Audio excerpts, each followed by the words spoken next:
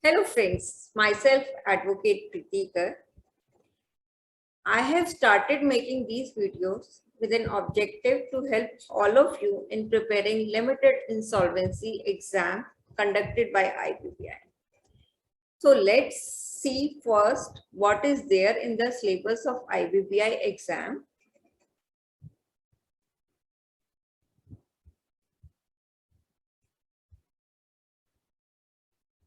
If I go through the syllabus on the IBPI site, I would look for, first of all, this syllabus is effective with effect from 1st January 2021. It means all the amendments which have come into the act or the code prescribed in the syllabus, they may come in the exam.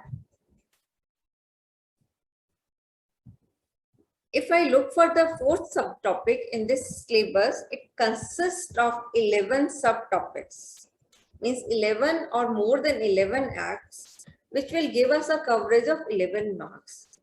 They are really very easy because we have done them at one or the other stage while doing our professional study. So it's just a recap what we need for the purpose of exam. These 11 marks are very important in clearing the exam. Though the syllabus is vast, but it is specifically defining what is the content that is required to be understood. And it's only the bare act that is supposed to be read, not the other things. I have made all my slides just through the bare act that was there on the site. So the arbitration, today's topic is the Arbitration and Conciliation Act 1996. And we are definitely going to have 1 mark question on this Arbitration and Conciliation Act 1996. Friends, I would like to tell you, when you will look for any topic anywhere in this allied laws, each topic is going to give you only 1 mark, but together they will give you 11 marks. So we can't lose on them if we really intend to clear the exam.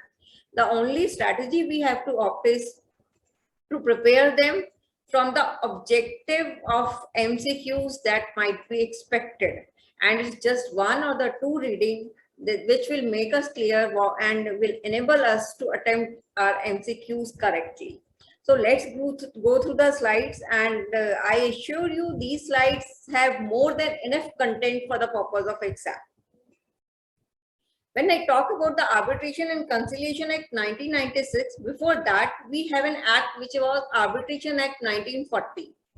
So one thing you will notice, when the act was changed into 1996, it became the Arbitration and Conciliation Act 1996. So one of the MCQ that may come in the exam is, which word was added in the Arbitration and Conciliation Act 1996, which was not there earlier? So it's the conciliation that was being added in the Arbitration and Conciliation Act 1996. That was an additional ADI process that was given a recognition in 1996.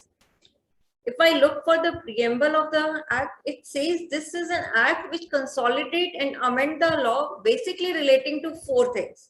One is the domestic arbitration, that is the arbitration which is conducted in India. Other is the international commercial arbitration conducted in India, but at least one party is a foreign entity. Enforcement of foreign arbitral award. These are those arbitral award, those judgment by arbitrators which are given outside India. So they are known as foreign arbitral awards, but they are to be enforced in India. Fourth topic is to define the law relating to conciliation and the matters incidental thereto. Now, if we look for it, the ADI process. These processes are called alternate dispute resolution processes because they are the mechanism to resolve the dispute outside the lengthy, complicated legal process which are being conducted in the court of law, which are really very time consuming. That's why all over the world, these ADI processes were sought to be promoted. The main forms of it are negotiations, conciliations, and arbitration. When I talk about the negotiation, it is a very simple process whereby the parties to the disputes are sitting in front of each other and settling their disputes, settling their differences without intervention of any third party. When I talk about the conciliation, it is a process of settling the dispute between the parties with the intervention of third party, which is known as conciliator, but the decision of third party is not binding. So we don't call it as any award or anything. It is a sort of agreement between the parties.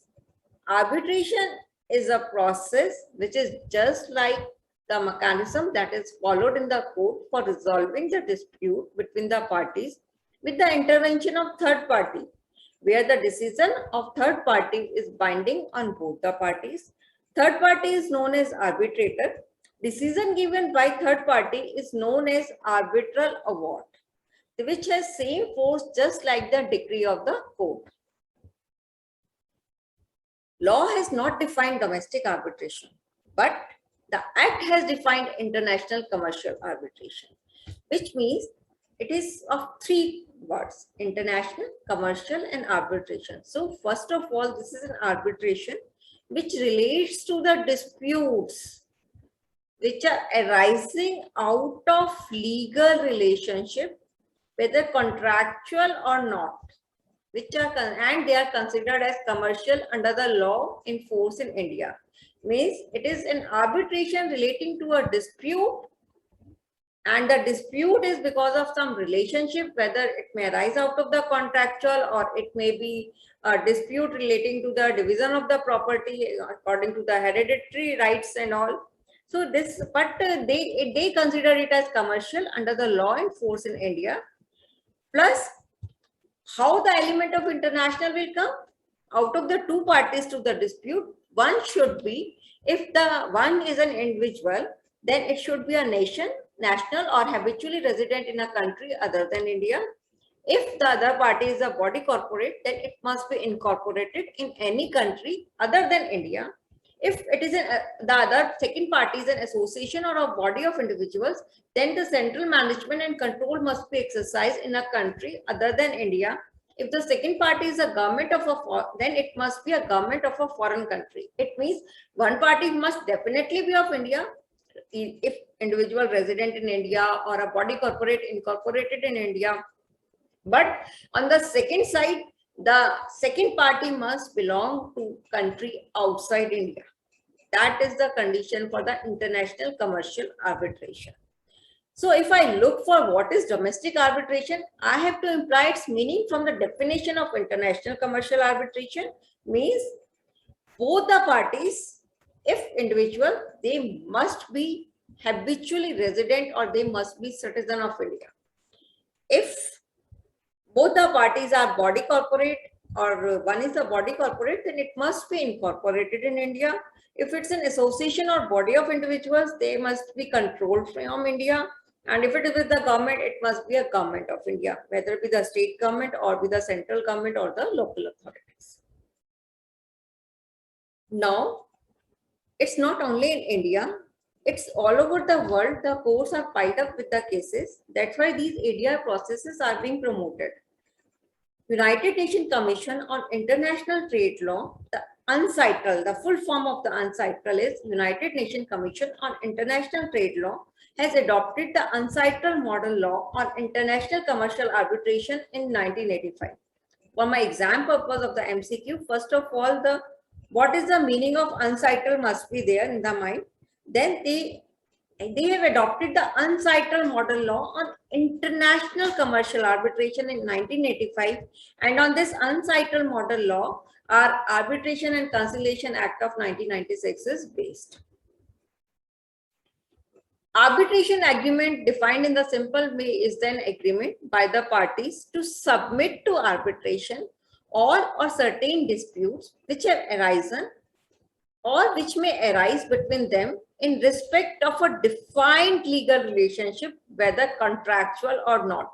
So it is talking about the domestic arbitration, that is the agreement between the parties to submit to the arbitration all or certain disputes which are either existing or they are expected to arise in future, but it is not with respect to any past dispute. Then it is in respect of a defined legal relationship, whether contractual or not, but it does not lay down the condition that it must be considered commercial according to law in force in India, just like it was in the case of international commercial arbitration. What should be the form of arbitration agreement? Because our Indian Contract Act says that it can be in oral or it can be in writing. But the Arbitration and Conciliation Act is specific act. It is specifically laying down that it must be in the form of an arbitration clause in a contract, or it may be in the form of a separate agreement, but it must be in writing. Now, it may be a case that two parties are entering into a contract and then they are giving an arbitration clause in it to resolve the dispute through arbitration if arise in future. The same parties enter into some other agreement, and while drafting the second agreement, they give reference to the arbitration clause of the first agreement. That reference in the second agreement to the arbitration clause of the first agreement or the contract will in itself constitute arbitration agreement for the second contract also.